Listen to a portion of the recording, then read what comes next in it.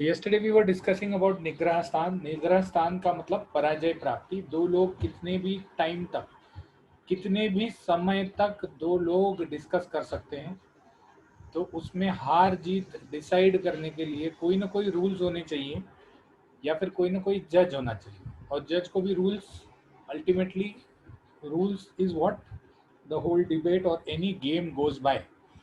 तो निग्रह स्थान के लिए 3 रूल्स उन्होंने रखे हैं। सबसे पहला rule, not understanding concept even after saying मतलब एक्सप्लेनिंग 3 टाइम्स इन अ ज्ञानवती परिषद। आप डिबेट कर रहे हैं, किसी चीज पे डिबेट कर रहे हैं, आपके यहाँ जो परिषद बैठी है वो पीयर रिव्यू वाले हैं, सब ज्ञान वाले हैं। मतलब आप आयुर्वेद का डिस्कशन कर रहे हैं और सब आयुर्वेदिक लोग सामने बैठे हैं, मॉडर्न वाले नहीं बैठे। तो आयुर्वेदिक लोग सामने बैठे हैं और आप किसी से डिबेट कर रहे हैं, तो परिषद ज्ञानवती है, उस टॉपिक को, उस तंत्र को, उस विषय को जानने वाली है। और ऐसे समय में अगर आपने सामने वाले को कोई कंसेप्ट कोई कंसेप्ट 3 बार एक्सप्लेन कर दिया, 3 बार आपने सामने वाले को वो कंसेप्ट एक्सप्लेन कर दिया और फिर भी अगर वो उसको समझ में नहीं आया, तो जीतम जीतम, आप जीत गए। तो फर्स्ट निग्रह स्थान इज जब आपने 3 बार कोई कंसेप्ट एक्सप्लेन कर लिया लेकिन फिर भी वो सामने वाले को समझ में नहीं आया, तब आपने निग्रह स्थान प्राप्त कर लिया, सामने वाले को पराजित कर लिया। दूसरा है कि जब आप अननुयोज्य वाक्य आपने बोला है, अनुयोज्य और अननुयोज्य। अननुयोज्य मतलब जिस वाक्य पे कोई डाउट आ ही नहीं सकता, जिस वाक्य पे कोई डाउट आ ही नहीं सकता, ऐसा वाक्य या ऐसी तरह से आपने एक्सप्लेन कर दिया और उसके ऊपर भी सामने वाले ने कोई ऐसा सवाल पूछ लिया जो बहुत ही चाइल्डिश है या जो पॉसिबल नहीं है या जो जिसका एक्सप्लेनेशन ऑलरेडी दिया हुआ है आपने, तो अनुयोग मतलब आपने पूरी तरह से अननुयोग्य रीति से, पूरी तरह से डिटेल में, अच्छी तरह से सब चीजों को डिस्क्राइब करके, विदाउट, पूरा क्लैरिटी के साथ कोई वाक्य या कोई टॉपिक आपने एक्सप्लेन कर दिया और उस टॉपिक पे भी अगर सामने वाले ने कोई सवाल पूछ लिया, तब वो निग्रह स्थान माना जाता है। तो ये निग्रह स्थान का दूसरा रूल है।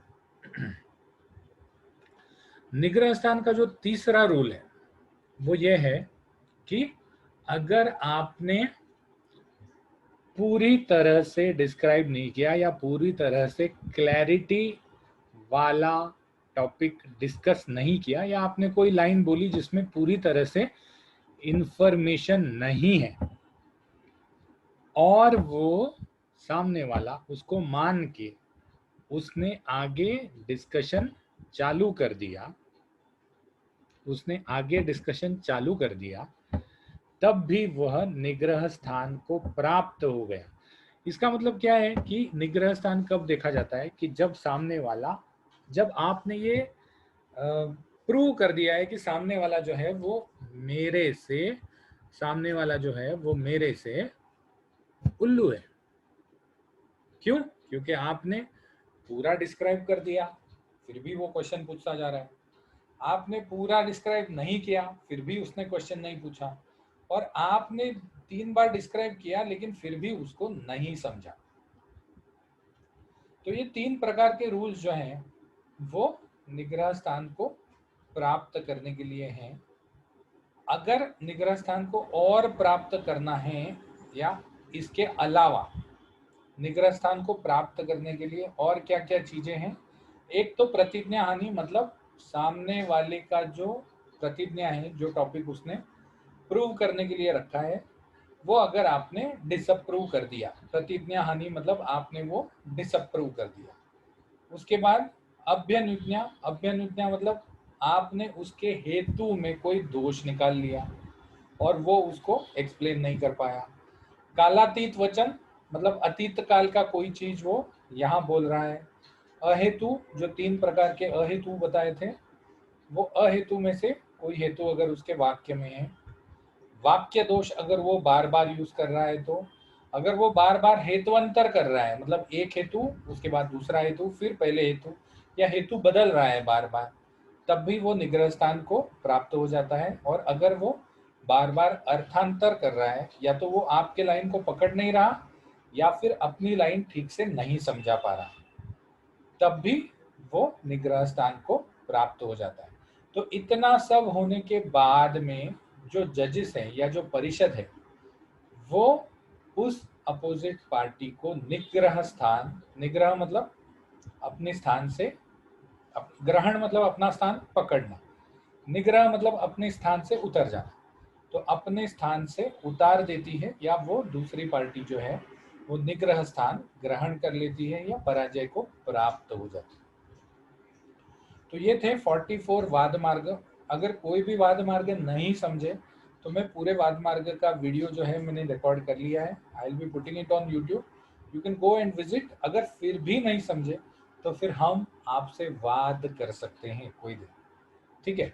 तो ये वाद मार्ग आर वेरी इंपॉर्टेंट, बिकॉज विमान स्थान पे जो भी क्वेश्चन आएगा अगर वो वाद मार्ग पे आएगा तो पीपल आर परप्लेक्स्ड, वो मतलब समझ नहीं पाते। at least you should know the names of 44 Vad Marga, at least, for getting some marks. If you want to get middle marks, मतलब ज़्यादा अच्छा नहीं ज़्यादा बुरा नहीं, तो you should at least be able to explain, if not the types भले आप explain नहीं कर पाओ, लेकिन आप उस वाद मार्ग को explain करना चाहिए। और अगर आपको अच्छे मार्क चाहिए तो not only you should be able to explain the वाद मार्ग, but you should be also able to mention the types. जैसे इसके टाइप्स थे, हेतुअंतर के टाइप्स थे, अहेतु के टाइप्स थे, तो जो भी टाइप्स हैं किसी किसी चीज के, उसको भी आपको एक्सप्लेन करने को आना चाहिए। This might be also be asked in the viva. तो आफ्टर कंप्लीटेड दिस 44 वाद मार्ग, वो दशविध परीक्ष विषय रोग विषक द्वितीय अध्याय में बताएं। दशविध परीक्ष विषय क्या?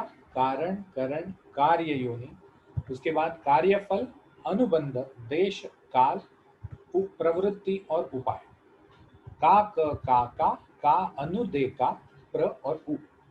कारण, करण, का कार्य योनि कार्य, का कार्यफल, का अनुबंध, देश, का काल और प्रवृत्ति प्र उ। इस तरह से इसको बाय हार्ट कर सकते हैं। 10-11 लेटर्स बाय हार्ट करने पड़ते हैं, लेकिन ये बाय हार्ट हो जाते हैं। ओके, तो let us see what all each thing is there. चिकित्सा के लिए दशविध परीक्षा करना जरूरी है। चिकित्सा के लिए दशविध परीक्षा करना जरूरी है। तो चिकित्सा का मूल कारण क्या है? चिकित्सा का मूल कारण जो है वो वैद्य है। वैद्य के पास जाके ही आपको चिकित्सा कर सकते हैं। तो चिकित्सा का जो मूल कारण वैद्य है, कारण की परीक्षा मतलब उस वैद्य की परीक्षा। वैद्य कैसा होना चाहिए? इसी चैप्टर में शुरुआत में गुरु कैसा होना चाहिए वो लिखा है, उसमें से थोड़ा बहुत वैद्य कैसा होना चाहिए उसमें भी आया है। सर्वगुण संपन्न होना चाहिए, उसने बहुत सारी चीज़ें पढ़ी हुई होनी चाहिए, अच्छे अच्छे कॉलेजेस में जाके पढ़ी, मतलब अच्छे अच्छे जगहों पे अच्छे अच्छे गुरुओं से जाके पढ़ी हुई होनी चाहिए। ज़्यादा शास्त्र पठित होना चाहिए, शुचि होना चाहिए, साफ सुथरा, उसका जहाँ हॉस्पिटल है वो भी साफ सुथरा होना चाहिए, सक्सेसफुल होना चाहिए, अच्छा हाथ होना चाहिए, जिसको बोलते हैं कि शह है, उसके हाथ में शह है, तो शह होना चाहिए उसको। he should be able to treat the patient properly, he should be able to understand what the patient is telling, what अभी हम किसी डॉक्टर के पास जाते हैं तो व्हाट वी लुक आउट कि उसका नाम होना चाहिए, उसकी फ़ी कम होनी चाहिए, साफ़ सुथरा क्लिनिक होना चाहिए, नर्सिस का स्टाफ वगैरह ठीक ठाक होना चाहिए, वो हमारी लैंग्वेज समझना चाहिए। तो this is what we do right now, but what is there, उस टाइम पे लैंग्वेज सब संस्कृत ही चलता था, तो ज़्यादा लैंग्वेज का कोई इशू था नहीं। लेकिन ये बाकी सब चीज़ें जो हैं, वी विल सी कि उसके पास कितनी डिग्रीज हैं, कोई डिग्री कहाँ कहाँ से ली है, कोई झोलर छाप डिग्री तो है नहीं। तो all these things come into the कारण परीक्षा while treatment is there, so it is expected that the patient should do a कारण परीक्षा। उसके बाद करण परीक्षा। करण मतलब ऑल व्हाट द वैद्य यूजेस टू ट्रीट, जो भी औषध है, द्रव्य है, अद्रव्य है, उसके बाद पथ्य है, दैव व्यापाश्रय चिकित्सा है, युक्ति व्यापाश्रय चिकित्सा है, सत्वावजय चिकित्सा है। तो वॉट एवर द वैद्य uses to treat the patient, you have to take the परीक्षा ऑफ दैट ऑल्सो। जैसे ये जो, जैसे वैद्य कैसे परीक्षा करता है कि इसका वीर्य कैसा है, कितने दिन पहले ये द्रव्य या दवा लाया गया है, या फिर पेशेंट का मन कैसा है, उसको मैं कौन से तरह की सत्वावजय चिकित्सा में दे सकता हूँ। युक्ति से भी ये करते हैं कि अगर मुझे इसको अपतर्पण देना है तो क्या मुझे इसे लघु आहार देना पड़ेगा, या मुझे इसे पूरा उपवास करवाना पड़ेगा, क्योंकि अगर बल कम है तो लघु आहार देते हैं, बल ज़्यादा है तो आप उपवास भी कर सकते हो। तो जो आज की तारीख में ये कैसे यूज़ होता है करण, आपने जो जो वैद्य आपको ट्रीट करके, मतलब आज की तारीख में ज़्यादा युक्ति व्यापाश्रय या युक्ति व्यापाश्रय से भी ज़्यादा सत्वावजय या अद्रव्य चिकित्सा ज़्यादा होती नहीं है, दैव व्यापाश्रय का तो बात ही छोड़। तो आज की तारीख में करण चिकित्सा हम कैसे करते हैं, करण परीक्षा कैसे करते हैं, हम डॉक्टर के यहाँ से निकलते हैं, डॉक्टर हमको प्रिस्क्रिप्शन लिख के देता है, हम जाके केमिस्ट को पूछते हैं भाई अच्छा कंपनी का दवा है ना, एक्सपायर्ड तो नहीं है। So this is all what we do is as कर्म परीक्षा। कभी कभी हम ये भी पूछ लेते हैं अपने किसी पहचान वाले डॉक्टर को कि इससे भी अच्छा कोई दवा आता है क्या इसके लिए। So this what we are doing is we are doing the current परीक्षा। What we are doing is we are doing the current परीक्षा। उसके बाद तीसरा प्रकार का परीक्षा जो आता है, दैट इज कार्य योनि परीक्षा। कार्य योनि परीक्षा मतलब, कार्य योनि परीक्षा मतलब कार्य की जो योनि है या कार्य जिस जगह पर होने वाला है उस चीजों की परीक्षा। अब कार्य किस जगह पर होने वाला है, शरीर में, शरीर में भी किस में होने वाला है, दोष धातु और मल में। तो ये जो कार्य योनि की परीक्षा है ये ट्रीटमेंट के लिए सबसे मेन परीक्षा होती है, because the whole of the treatment depends on the कार्य योनि परीक्षा। कि भाई इसके शरीर में दोष बढ़ा हुआ है या धातु बढ़ा हुआ है, धातु में वृद्धि क्षय है, मल में वृद्धि क्षय है, कौन सा दोष कहाँ जाके बैठा है, कौन से एरिया में है, स्थान संश्रय कहाँ पे है। तो दिस इज ऑल कार्य योनि परीक्षा, जिसके ऊपर मेजर रूप से ट्रीटमेंट एक्सपेक्टेड है। जैसे जैसे वात वात अगर मांस धातु में जाके बैठा है तो दोष बढ़ा हुआ क्या है, वात है। धातु कौन सा दूषित है, मांस धातु। तो मांस धातु में अगर वात जाके बढ़ा हुआ है और मांस धातु को क्षीण कर रहा है, तो हम क्या देंगे, हम अलग अलग प्रकार के ब्रूहण द्रव्य देंगे जो वात के लिए शमन करने वाले हों। ठीक है, जैसे हम उड़द देंगे या फिर मांस रस देंगे। कैसे, हमने कार्य योनि के परीक्षा से डिसाइड किया। लेकिन वही अगर वात जो है वो किसी बूढ़े आदमी के अस्थियों में जाके बैठा है, वहां पर अस्थि का सौशील्य कर रहा है, तो अस्थियां वीक हो गई। लेकिन क्या हम वहां ब्रूहण द्रव्य देंगे, नहीं देंगे। क्यों नहीं देंगे, क्योंकि ब्रूहण करके अस्थियों में कुछ होने वाला ही नहीं। अस्थियां अपने पीक लेंथ में पहुंच गई है, वो और बढ़ने वाली नहीं है। तो हम वहां पर स्निग्ध और वात शामक द्रव्य ज्यादा देंगे कि वात कम हो जाए। वात कम होने के बाद जो सौशील्य, जो पोरोसिटी आ गई है, वहां पर ऑटोमेटिकली अस्थि, मतलब वहां पर जो द्रव्य दिया जाएगा वो कभी कभी तो अस्थि पोषक द्रव्यों में कषाय द्रव्य वाले भी हैं। कषाय तिक्त तिक्त क्षीर बस्ती देते हैं। अब तिक्त रस जो है वो तिक्त रस वात को बढ़ाता है, लेकिन फिर भी तिक्त रस बस्ती जो देते हैं या तिक्त क्षीर बस्ती जो देते हैं, उसमें प्रचुर मात्रा में हम ये डालते हैं, घी डालते हैं, दूध डालते हैं, ताकि वो तिक्त रस वात को नहीं बढ़ाए, रादर वात को शांत करे। लेकिन तिक्त रस ये बहुत अच्छा संधान कर रस है, कषाय और तिक्त ये बहुत अच्छे संधान कर रस है। तो इसीलिए वहां पर जो अस्थि जो है, वो अस्थि जहां पर पोरोसिटी आ गई है उसमें संधान हो जाए। ठीक है, तो कार्य योनि की परीक्षा अगर आपको याद हो तो फर्स्ट ईयर में या सेकेंड ईयर में शायद हमने ये पढ़े थे, रस के अलग अलग प्रकार पढ़े थे। कौन सा रस जो है वो कित वात को कौन सा रस सबसे ज्यादा बढ़ाता है और कौन सा रस सबसे कम बढ़ाता है। तो ये समझा था कि कषाय रस वात को सबसे ज्यादा बढ़ाता है और तिक्त रस सबसे कम बढ़ाता है।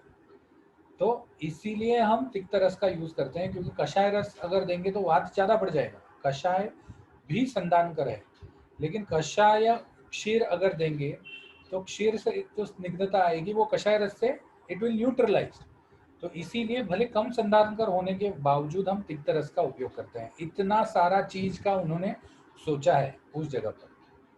उसके बाद कार्य।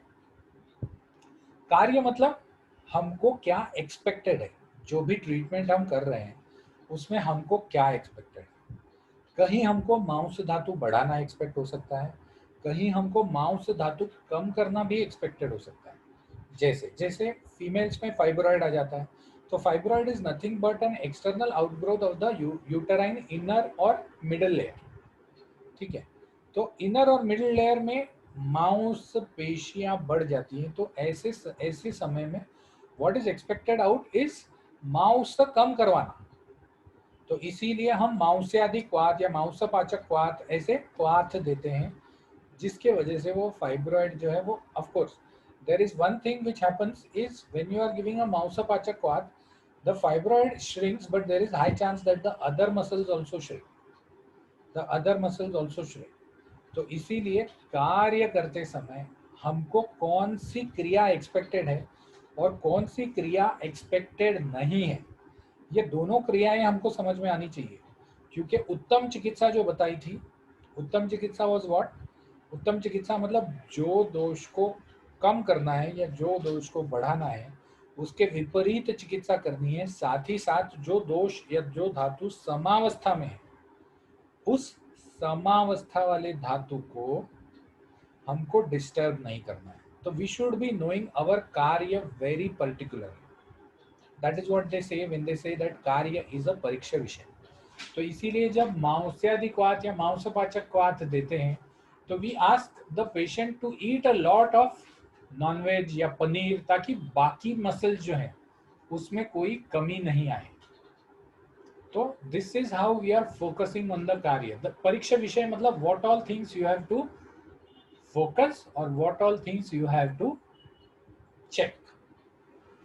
तो का हो गए। उसके बाद वापस एक का आया, दैट इज कार्यफल। कार्यफल मतलब गोल। ना व्हाई द कार्यफल इज इंपॉर्टेंट। आपके पास कोई कृषि व्यक्ति आ गया, आपने उसको बृहन चिकित्सा चालू कर दी, आपने उसको अच्छी तरह से 2-4 बस्तियां दे दी, अनुवासन बस्ती दे दी, अनुवासन बस्ती से उसका पहले अनुवासन निर्वो दे दिया, उसके चैनल्स खुल गए, चैनल्स खुलने के बाद आपने उसको अनुवासन बस्ती दे दिया, अनुवासन बस्ती देने के बाद ब्रहण चालू हो गया, साथ में आप उसको अच्छी तरह से ब्रहण करने वाले चीजें दे रहे हो। धीरे धीरे उसका वजन बढ़ना चालू हो गया। फिर उसने आपने उसको बोला कि एक्सरसाइज भी करो, उसने एक्सरसाइज भी चालू किया। एक्सरसाइज होने के बाद उसकी भूख बढ़ गई, भूख बढ़ने के बाद वो ज़्यादा खाने लगा। आप उसको ट्रीटमेंट भी दे रहे हो, पाचक भी दे रहे हो, धातु ग्रहण करने वाली दवाइयाँ भी दे रहे हो, बस्ती भी दे रहे हो, खाना भी ज़्यादा खा रहा है। अल्टीमेटली धीरे धीरे क्या हुआ, वो मोटा होता चला गया। तो कार्यफल, कार्यफल मतलब where we have to stop, where we have to stop. तो कार्यफल भी जानना जरूरी है, नहीं तो क्या हो जाता है, अनलिमिटेड ट्रीटमेंट दी जाती है। That is the problem. The goal of the treatment in allopathic medicine is not a end point. The goal allopathic medicine में what is the goal. Diabetics का कोई पेशेंट किसी एलोपैथिक मेडिसिन वाले के पास चला जाता है, what is the goal which he puts up, आपका ब्लड शुगर कंट्रोल में रहना चाहिए। That is the goal, but that is not a goal because that is the symptom. So reduction of the symptom can never be a goal. आपका आपका जो अभी मुझे अगर मैं अगर कहीं गिर गया, मैं फुटबॉल खेल रहा था, मुझे जोर से लग गई, मैं गिर गया, तो मेरे माउस में सूजन आ गई, मेरे माउस में सूजन आ गई और मुझे दर्द होने लगा। तो मैं वाले के पास गया, ऑर्थो वाले के पास गया, ऑर्थो वाले का गोल क्या होना चाहिए? ऑर्थो वाले का गोल होना चाहिए कि my inflammation goes away and my pain goes away, that should be the goal, मतलब to change the condition to a normal state, that should be the goal. अगर मैं ऑर्थो वाले के पास जाऊं और वो मुझे दवा दे और वो मुझे बोले कुछ नहीं हम पेन को कंट्रोल में रखेंगे, तो till when I am going to take the medicine? कितने दिन दवा लूंगा? 6 दिन, 8 दिन, 10 दिन, 3 महीना, 3 साल, 30 साल? तो the goal is something which is improper in allopathy, ये मुझे हमेशा लगता है। Why allopathic people can not treat lifestyle or chronic disorders? Because they keep their goal wrong. Ayurveda में गोल इज वेरी क्लियर, धातु साम्य क्रिया होनी चाहिए, धातुओं सम होनी चाहिए और स्वस्थ हो जाना चाहिए। स्वस्थ्यमिति अभिधीयते बोला है, हमको पेशेंट को फिर से स्वस्थ करना है। स्वस्थ मतलब क्या? समदोषाः समाग्निश्च समधातु मलक क्रिया प्रसन्न आत्म इंद्रिय मनहा, इस कंडीशन में लाके रख देना है, भले वो दवाई ले या नहीं ले।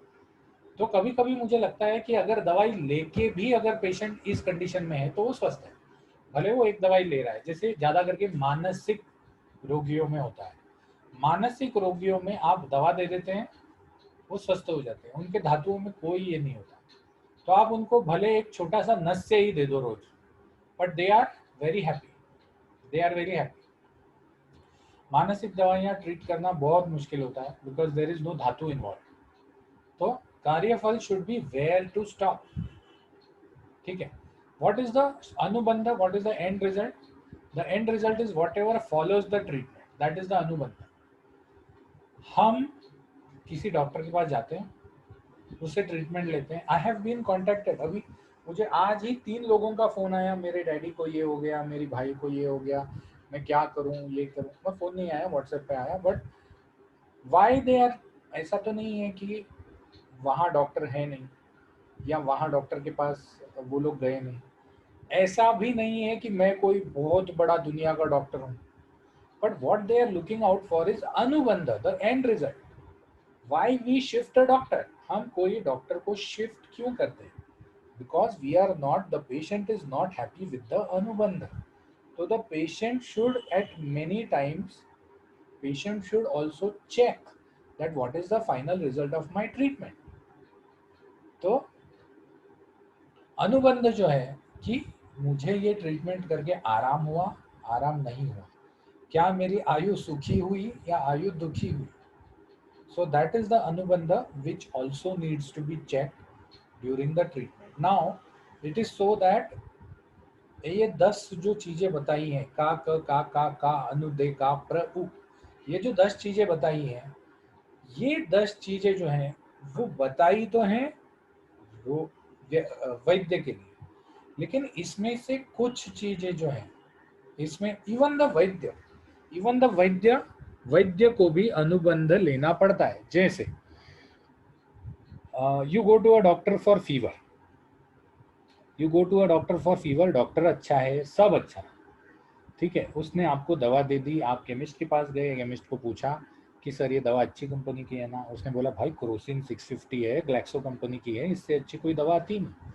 तो आपने दवा भी ले ली, आपने दवा ले ली, आपका बुखार चला भी गया, लेकिन जैसे ही दवा का असर खत्म हो गया, बुखार वापस आ गया। फिर आपने दवा ले ली, बुखार चला गया, फिर जैसे ही असर कम हो गया, वापस आ गया। आपने 3 दिन दवा ले ली, तो आप क्या सोचोगे कि भाई ये दवा का मेरे को कोई असर नहीं हुआ। तो दिस इज द अनुबंध, मतलब I am not getting a perfect स्वस्थ और अ परफेक्ट सुखायु। ओके, तो you either change the doctor और you go back to the same doctor. आप उसको कंप्लेंट करने को जाते हो कि मैंने तो आपको 200 रुपये दे दिए थे, आपने बोला तो मैंने 50 रुपये की दवाई भी खरीद ली थी, लेकिन 1 पैसे का आराम नहीं। ठीक है, सो दिस इज व्हाट ज्यादा करके इंडिया में people speak with the comparison of money, because they are very, they correlate everything with money. तो 1 पैसे का आराम नहीं। नाउ व्हाट इज द अनुबंध फॉर द डॉक्टर? डॉक्टर क्या अनुबंध करेगा? डॉक्टर क्या एंड रिजल्ट को, सॉरी हाँ, डॉक्टर क्या एंड रिजल्ट को चेक करेगा कि मुझे पहले लगा था ये वायरल है, 3 से 4 दिन में चला जाएगा, लेकिन पैरासिटामोल 3 बार लेने के बाद भी 3 दिन के लिए ये चला नहीं गया। तो now I should ask for is there any other symptom. So the doctor also checks the end result of the treatment कि कोई अदर सिम्टम है क्या, अगर है, see all these things we are, आज की तारीख में, आज की तारीख में this has been imbibed, all these things has been imbibed in the medical culture. तो इसीलिए आपको ऐसा लग सकता है कि यार मैं आयुर्वेद में ये सीख रहा हूँ, एलोपैथी में तो ये सिखाते नहीं है कुछ। एलोपैथी में ये सिखाते हैं, अगर मैं एमबीबीएस में होता या होम्योपैथी में होता तो मैं ये सीखूंगा का कु का, ये नहीं सीखूंगा। बट ये why they have mentioned it in the grantha is because at that stage it was a person who was 8 or 10 years of age who used to go and learn Ayurveda. So that is why always I say that the medicine, especially Ayurvedic medicine, should be more focused on learning what to do with the patient than how to do with the patient. See, all this is currently relevant. आज की तारीख में भी ये use होता है, but this has been imbibed in the culture. एक बार आप कोई डॉक्टर के पास जाओगे या doctor, how the doctor treats the patient, if you see and if you come to know that this is how the doctor treats the patient, this is how the doctor changes his diagnosis, this is how the doctor asks the patient, this is how the doctor checks the patient, you automatically come to see, or you automatically come to imbibe all these things, right, instead of learning. So these are relevant, but the relevance is more into more absorbed into the patient culture or the doctor or the medical culture. ठीक है, so this is the whole issue. What I will do right now is मैं chat की link डाल रहा हूँ, आप लोग जब तक मैं ये कर रहा हूँ तब तक चैट भी देख के, अटेंडेंस भी देख के आ जाएगी। सो द नेक्स्ट इज देश। देश is the place content holder. Place content holder is for all the three things. Place content holder is for all the three things. आतुर परीक्षा और औषध परीक्षा दोनों में किया जाता है। तो देश की परीक्षा कब की जाती है? एक तो रोगी, रोगी के किस प्रदेश में ये रोग हुआ है, दैट इज द देश परीक्षा। ठीक है, जैसे अस्थियों में हुआ वात निकालना बहुत मुश्किल है, लेकिन वही पेट में हुआ वात निकालना बहुत इजी है। तो कौन से जगह पर रोगी के कौन से देश में, शरीर प्रदेश में रोग हुआ है या दोष बढ़ा है, that is one type of देश परीक्षा। द सेकेंड टाइप ऑफ देश परीक्षा इज रोग परीक्षा। दैट इज, अगर किसी को पाइल्स है तो वो पाइल्स कौन से देश में है। अनुपदेश में ब्लीडिंग पाइल्स ठीक करना बहुत इजी हो जाता है, बिकॉज इट इज अनुपदेश। तो ब्लीडिंग पाइल जो वात या पित्त की वजह से ज्यादा होता है, वो कफ प्रदेश में वैसे भी ठीक हो जाता है जल्दी। लेकिन वही ब्लीडिंग पाइल्स अगर आप राजस्थान जैसे या मेवाड़ जैसे या कच्छ जैसे एरिया में ट्रीट करना बहुत मुश्किल हो जाता है। उसका रीजन वहाँ वात और पित्त बढ़े हुए होते हैं। तो रोग कौन से प्रदेश में हुआ है, साथ ही साथ औषध कौन से। देखो, मिर्ची मिर्ची मिर्ची सब जगह की मिर्ची अलग अलग है। There are around 140 types of मिर्ची which grow only in India. 140। सबसे तीखी मिर्ची जो होती है वो मणिपुर साइड में होती है, और सबसे हल्की मिर्ची जो होती है वो कर्नाटक साइड में होती है। तो ये जितनी भी मिर्चियां हैं दिखने में नियरली सेम है, थोड़ी बहुत हरे, थोड़ा साइज का फर्क होगा, थोड़ी हरी कम कम ज्यादा होगा, लेकिन द तीक्ष्णत्व और द तीखापन जो है वो हर मिर्ची का अलग है। तो from where you are getting that मिर्ची is also important for treating. So औषध का भी उतना ही परीक्षा करना जरूरी है। So this is the function और this is the content holder of place.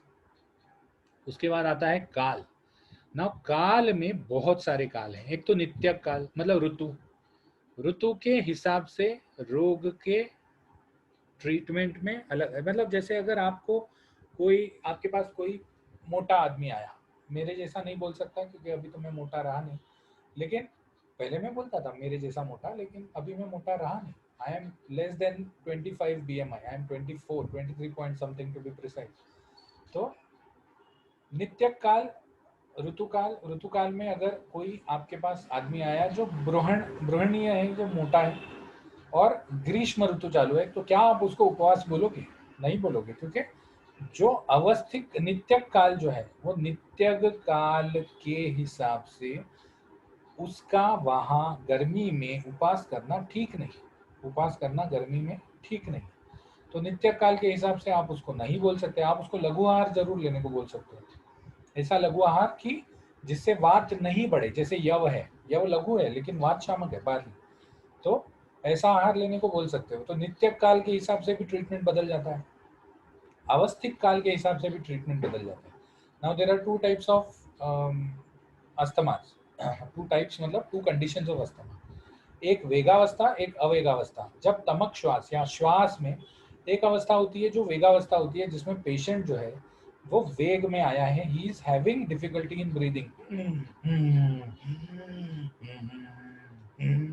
ऐसा आता है। और एक आता है अवेगावस्था में पेशेंट, जिसमें the patient doesn't have any difficulty in breathing but he is of the वेगावस्था।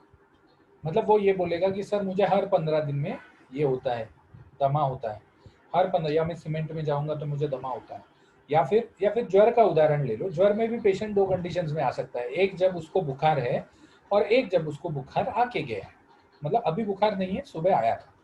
तो अवस्थिक अवस्था जो है वो वेग और अवेग के अवस्था के हिसाब से है। तो अवस्थिक अवस्था से भी ट्रीटमेंट बदल जाती है। जब पेशेंट वेगावस्था में आता है श्वास का, तब आप उसको वमन नहीं दे सकते, ठीक है, क्योंकि वो ऑलरेडी पीड़ित है। अगर आप उसको पिला के उल्टी करवाओगे तो वो तो चप्पल से मारेगा आपको। लेकिन अवेगावस्था में आप उसको जरूर से वमन दे सकते हैं। सिमिलरली जब पेशेंट ज्वर के वेगावस्था में आता है, तो first thing you should do is to reduce the fever. तो आपको क्या करना है, आपको तीक्ष्ण उष्ण पदार्थ देके सूचशेखर दिया जाता है, त्रिभुवन कृति दी जाती है ज्वर को रोकने के लिए। तो क्यों तीक्ष्ण ज्वर तीक्ष्ण उष्ण है, लेकिन तीक्ष्ण उष्ण वेगावस्था में, या फिर आप क्या कहते हो, चद्दर ओढ़ के सो जाओ। चद्दर ओढ़ के सो जाओ तो शरीर में क्या हो जाता है, गर्मी बढ़ जाती है एक्चुअली। चद्दर ओढ़ के क्यों सोना है, क्योंकि उष्ण गुण से दोषों का विलयन हो जाएगा। दोषों का विलयन हो जाने के बाद उष्ण जो ज्वर का वेग है वो नीचे आ जाएगा। फिर उसके बाद आप संशमनिवटी, माँ सुदर्शन गणवटी, ये सब दे सकते हो। लेकिन उस टाइम पे अगर उसको दोष प्रकोप कम करने के लिए कोई चीज नहीं दी गई, तो he will, that is what we do. I mean, बहुत साल पहले मैं जब कोई एक पेडियाट्रिक नर्सिंग होम था जहाँ पर मैं काम करता था, बहुत साल पहले, मतलब आई एम टॉकिंग अबाउट 97। तो 97 में मैं एक पीडियाट्रिक नर्सिंग होम में काम करता था। तो तब पेशेंट जो था, children have very the temperature of children is very much affiliated to the brain activity. तो जब टेम्परेचर 2 या 3 डिग्री से ऊपर चला जाता है बुखार में, तो उस पेशेंट चिल्ड्रन, उस बच्चे को अकड़ी आ जाती है। अकड़ी समझते हैं सब लोग, एक तरह का जैसे अपस्मार में होता है ना, ऐसा हाथ पैर झाड़ने लगना और आंख ऊपर, आईबॉल्स ऊपर रोल कर देना, तो अकड़ी आ जाती है। तो ये अकड़ी के लिए जब पेशेंट, मतलब किसी चाइल्ड को अकड़ी आके गई है पहले, तो हम उसके माता पिता को बोलते थे कि अगली बार आप एक थर्मामीटर घर पे रखना, और जैसे ही आपको लगे कि इसका टेम्परेचर जो है वो दो दो से ऊपर बढ़ रहा है, तो सबसे पहला आप उसको एक काम करना, उसको नल के नीचे रख देना, नल चालू करना और उसको नल के नीचे रख देना, because reduction of temperature is what is more important. आप उस टाइम पे उसको दवा दे के उसका दवा काम करेगा, एब्जॉर्ब करेगा, उसके बाद उतना समय नहीं होता। तो सबसे पहले उसको इसके नीचे रख देना, नल के नीचे रख देना। क्यों, तो नल के नीचे रखेंगे तो ऑटोमेटिकली अभी के अभी दवा टेम्परेचर जो है वो कम हो जाएगा। But this we used to tell them only if the patient had a history of अकड़ी। हर पेशेंट को नहीं बोलते थे। सो उस हिसाब से अवस्थिक चिकित्सा भी बदल जाती। फिर वो पूछते थे कि सर अकड़ी हो जाएगी तो उसको जुकाम सर्दी हो जाएगी, तो हम बोलते थे भाई जुकाम सर्दी की दवा ज़्यादा अच्छी है वो अकड़ी की दवा से। उसके बाद औषधि सेवन काल, कौन से काल पर औषधि का सेवन करने के बाद, कौन से काल में औषधि का सेवन करने के बाद औषधि ज्यादा अच्छी काम करती है। जैसे अगर अपान वायु पे काम करती है तो अपान काल, मतलब खाने के पहले आधा घंटा दवा देनी चाहिए। हृदय पे काम करने वाली कोई भी दवाई है तो उसको सामुद्ग काल या मध्यांतर, मतलब भोजन मध्य काल में देना चाहिए। तो all these things we have forgotten. हम एक ही चीज बोलते हैं कि भाई दिन में 3 बार ले लो, लेकिन औषध सेवन काल जो है that is the very important part.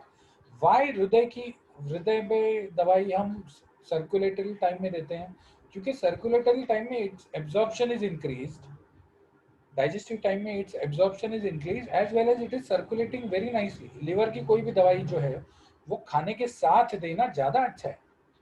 और लास्ट में शोधन का, जब दोष बढ़े हुए हों, दोष अपने इससे ज्यादा हो, तब शोधन करना चाहिए, अन्य कालों में शमन करना चाहिए।